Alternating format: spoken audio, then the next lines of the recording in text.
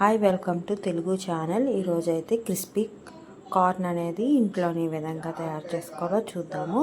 ముందుగా అయితే కార్న్స్ అనేది పిక్కలు వలిచేసి చక్కగా నీట్గా వాష్ చేసేసి ఒక వేడి నీటిలోనే వేసి మరగపెట్టేసుకుంటాము. అందులోనే మనం కొంచెం కలరింగ్ కోసం పసుపు అనేది వేసుకుంటాము.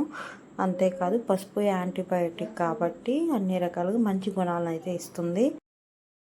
ఇది బాగా ఉడికిపోయిన తర్వాత దాన్ని వడపోసేయాలి. అంటే వాటర్ అనేది ఉండకూడదు, చక్కగా ఆరబెట్టేయాలి. బాగా చల్లారిన తర్వాత కార్న్ఫ్లోర్ అనేది ఒక 2 స్పూన్లు తీసుకుంటే ఒక 1 స్పూను మైదా పిండి వేసుకుంటాము. మీకు మైదా నచ్చనప్పుడు గోధుమ పిండి అని వేసుకోవచ్చు.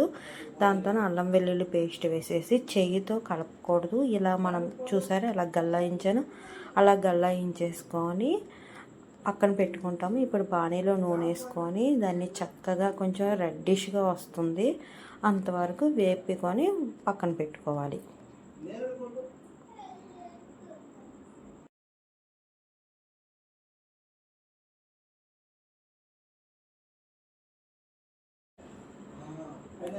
చూసారా, ఆల్మోస్ట్ బాగా చక్కగా ఉడికిపోయింది, బ్రౌనిష్గా వచ్చింది. ఇప్పుడు దీన్ని కార్న్ని ఫ్రై కోసము బాణీలోని జీడిపప్పు, ఉల్లిపాయలు, పచ్చిమిరపకాయలు, ఎండుమిరపకాయలు, కొత్తిమీర, పుదీనా, కరివేపాకు అవన్నీ వేసుకుంటాము.